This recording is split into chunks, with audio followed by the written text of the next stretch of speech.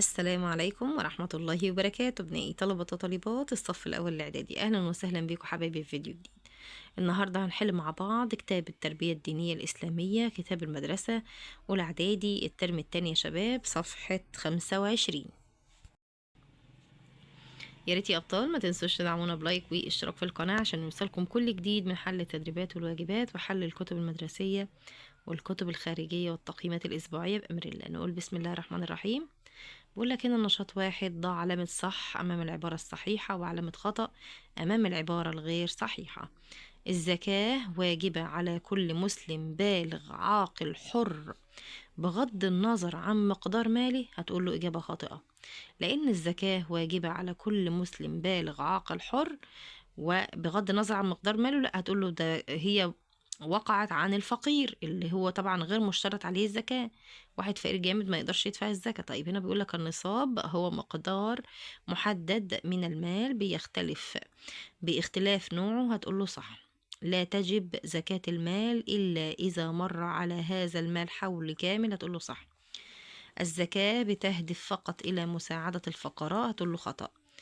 من المستحقون للزكاة؟ هتقول له الأصناف الثمانية التي ذكرها القرآن الكريم. من فوائد الزكاة؟ هتقول له تطهير المال والنفس. ما تأثير الزكاة على الفرد والمجتمع؟ هتقول له تقوية الروابط الاجتماعية وتقليل الفقر. بيقول لك ناقش مع زملائك ومعلمك كيف يمكننا تشجيع الآخرين على إخراج الزكاة.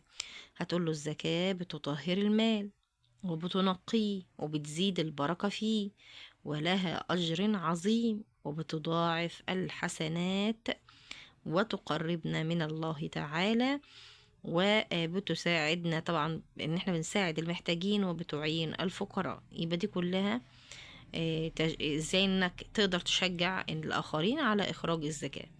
الزكاة بتطهر المال وبتنقيه وبتزيد البركة فيه، وبعدين لها أجر عظيم وبتضاعف الحسنات وبتقربنا من الله تعالى ومساعدة المحتاجين بتعين الفقراء. ما العقبات التي تواجه تطبيق الزكاة في مجتمعنا؟ هتقول له الجهل بأهمية الزكاة وأجرها في الدنيا والآخرة، والانشغال بالمشاغل اليومية، والتردد في تحديد المبلغ ومقدار الزكاة.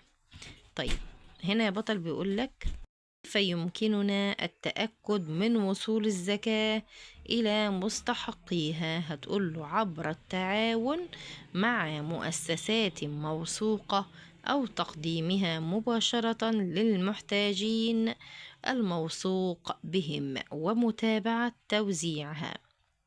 يبقى تقول له عبر التعاون مع مؤسسات موثوقة أو تقديمها مباشرة للمحتاجين الموثوق بهم ومتابعة توزيعها. كده يا شباب حلنا صفحة 25 من كتاب المدرسة مادة التربية الدينية الإسلامية، الصف الأول الإعدادي الترم التاني. ما تنسوش حبايبي تدعمونا بلايك واشتراك في القناة. بالتوفيق والنجاح، مع السلامة.